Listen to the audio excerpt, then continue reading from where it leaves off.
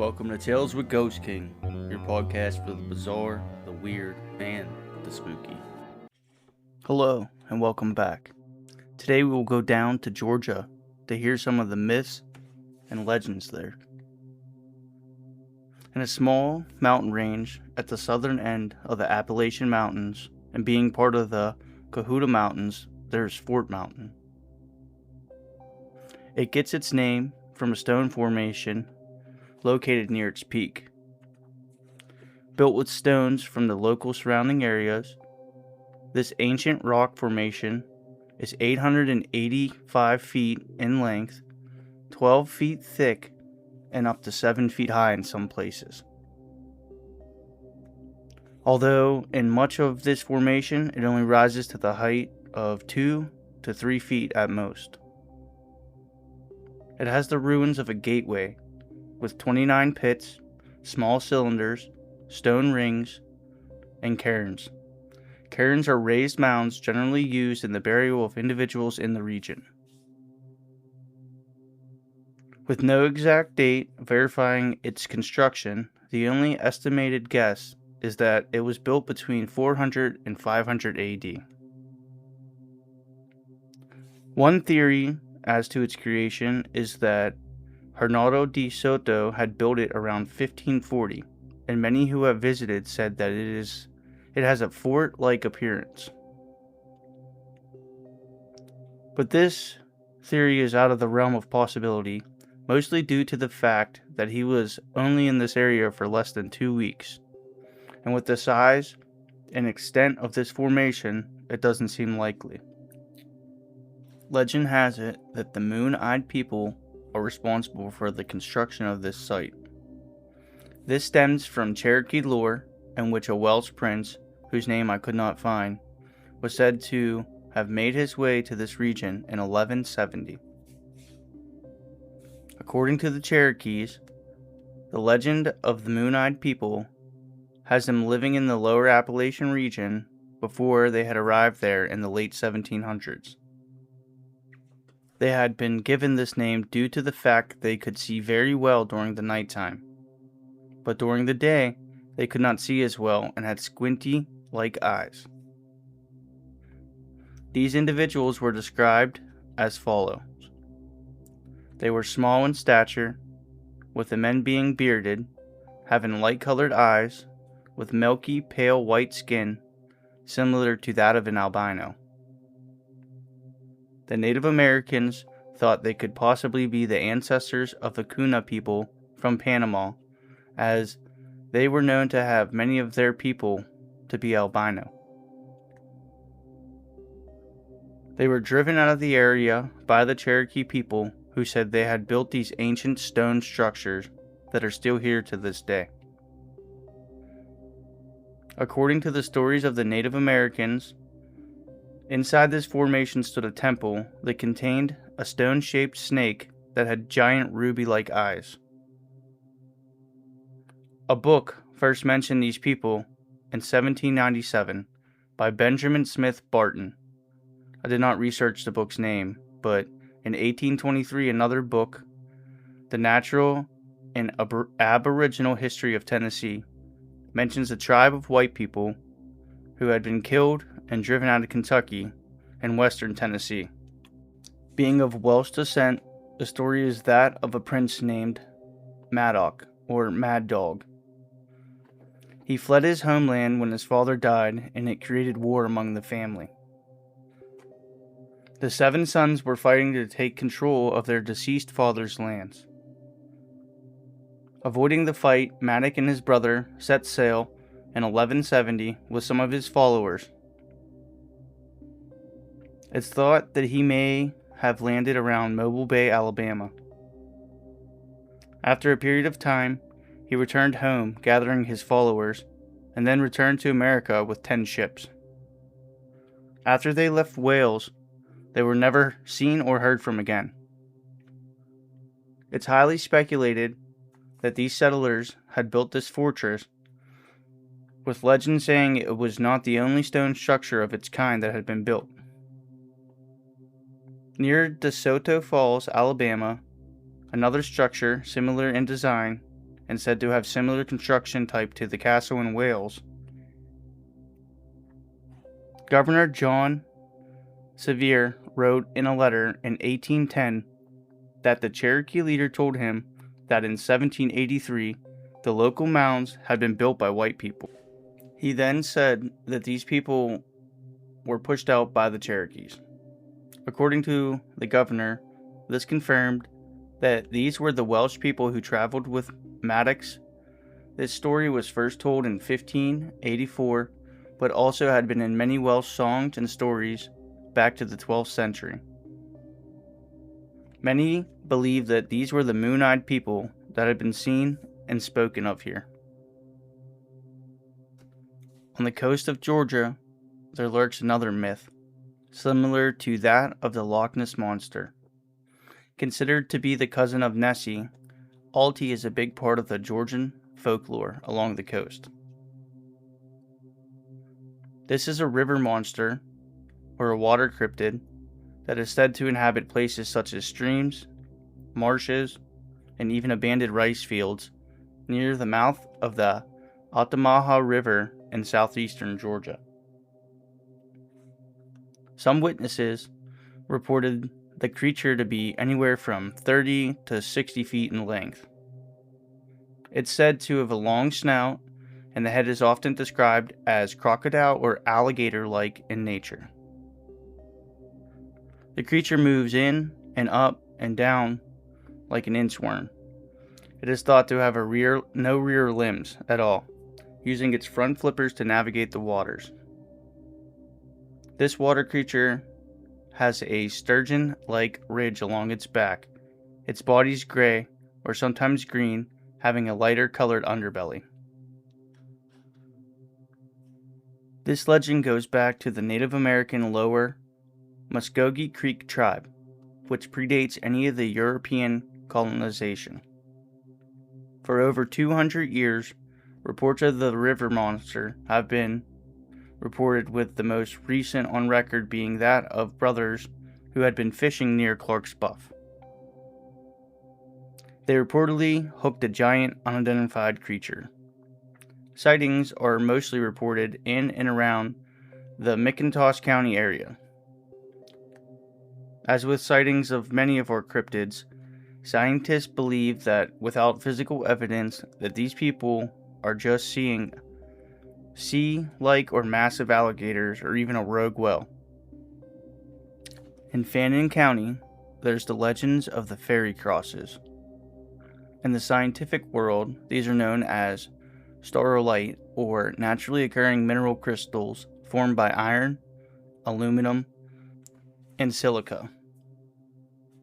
They are known for forming into perfectly natural intersecting cross shapes and are found in an abundance in this area. They are found in various shapes. These formations have been separated into these three categories. The prismatic cross. These are less defined crosses with a prismatic or rectangular body. The Maltese cross. Considered the rarest and the most highly prized among collectors, these crosses are the ones that form the perfect and equal length crosses. St. Andrew's cross. The most common one found in the area is more X-shaped, forming at 60-degree angles. Historically, some presidents and even some inventors carried these crosses in their pocket as they were thought to hold luck, protect you from harm, and some even wore them as charms. In legend, the Cherokee to be specific, they are considered to be the tears of the Cherokees who were removed during the Trail of Tears. In fairy folklore and legends, they also believe these were formed by the tears of fairies after they had got word of the death of Jesus. If you are interested in seeking these mysterious crosses, Blue Mountain does have tours to venture out and seek them. It is illegal, however, to dig or collect on public land, so be careful. A 400,000-acre swamp along the Georgia and Florida border is said to be home to much folklore, myths, legends, and even UFO sightings. The Okefenokee Swamp, named the Land of the Trembling Earth by the indigenous tribes, holds centuries of folklore passed down throughout time. It's said that elusive swamp creatures live here, and that ghost lights appear at night here.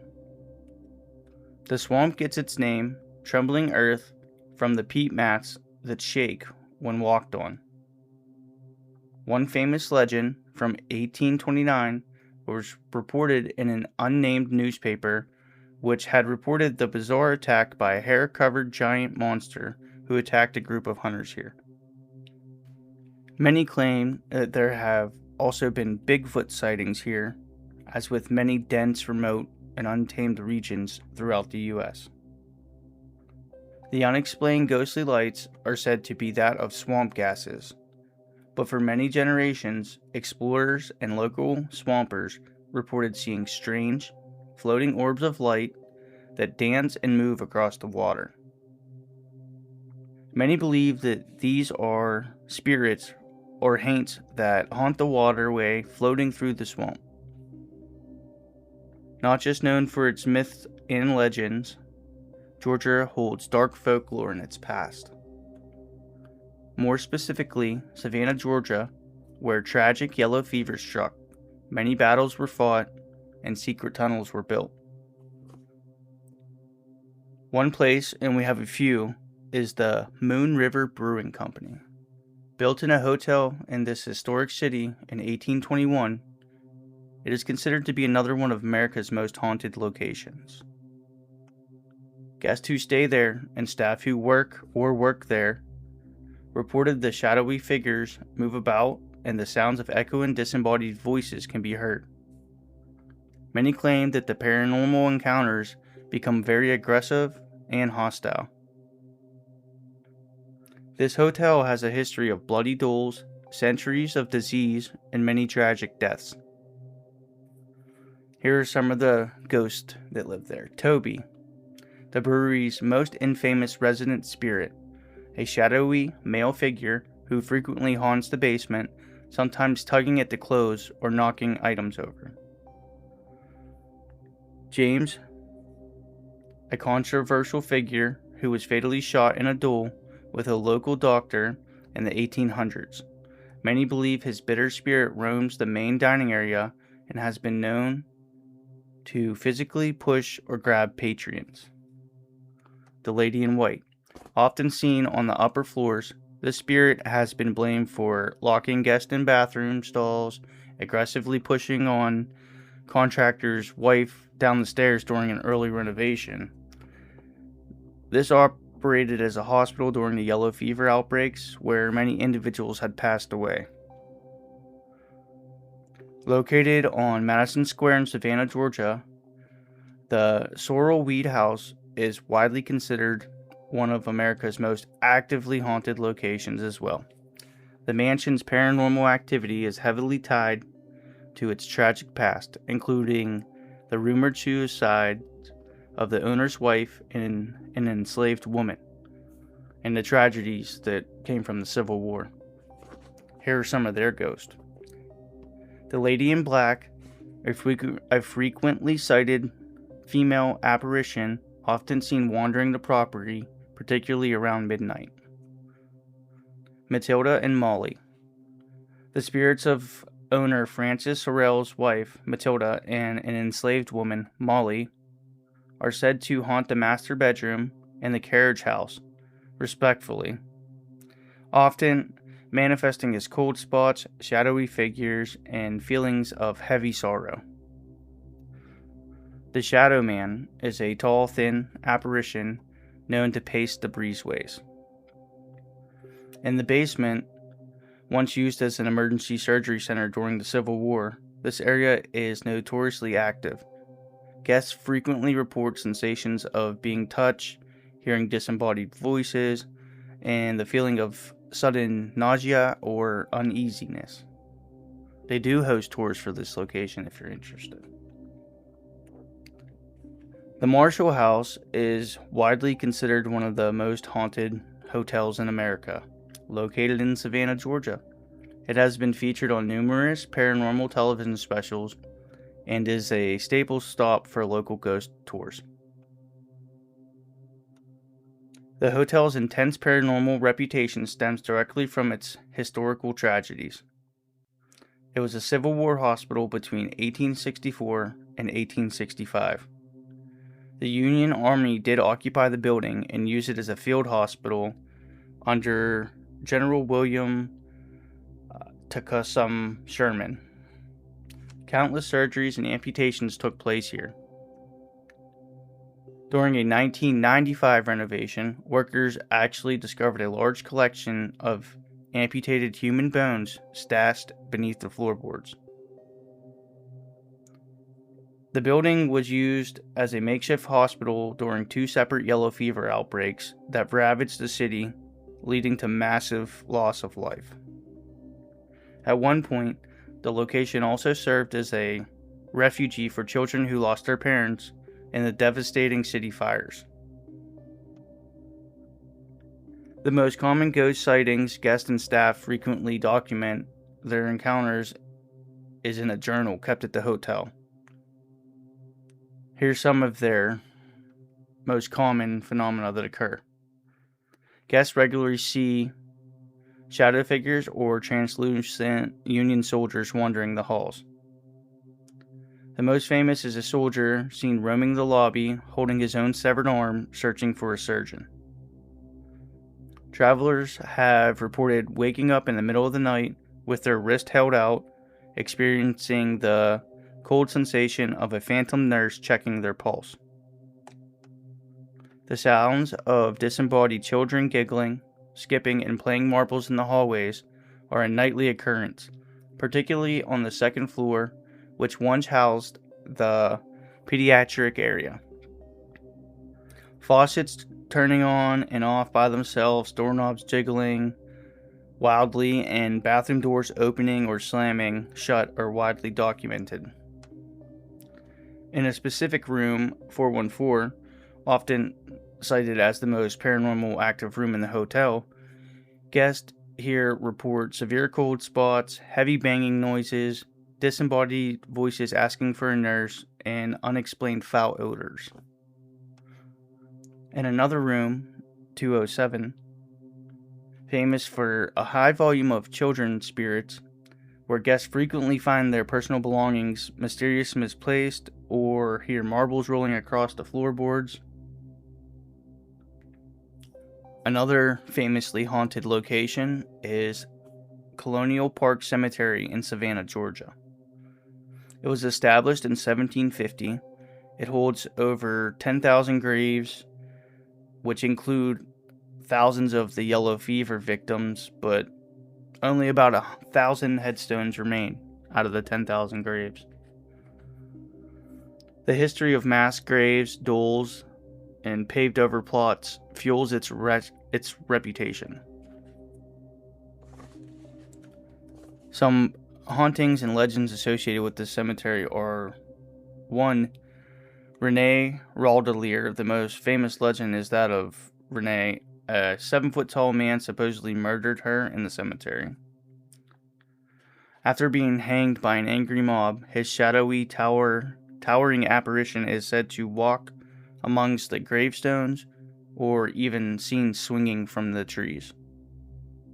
Local historians note that this is largely folklore, as there are no historical records of him or the murder.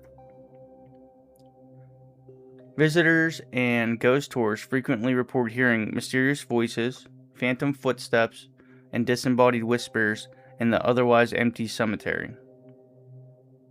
Eerie green mist have been reported floating over the tops of the headstones at night, and during the American Civil War, Union soldiers altered and defaced some of the headstones. Many believe this grave desecration contributed to the restless spirits' energies on the grounds. I hope you enjoyed our podcast today about Georgia's myth, legends, and some of their ghosts. Check back every Thursday at 7 p.m. for new episodes of Tales with Ghost King. Don't forget to hit that follow button and share with your friends. We're now available on all platforms for your streaming. Thanks for listening.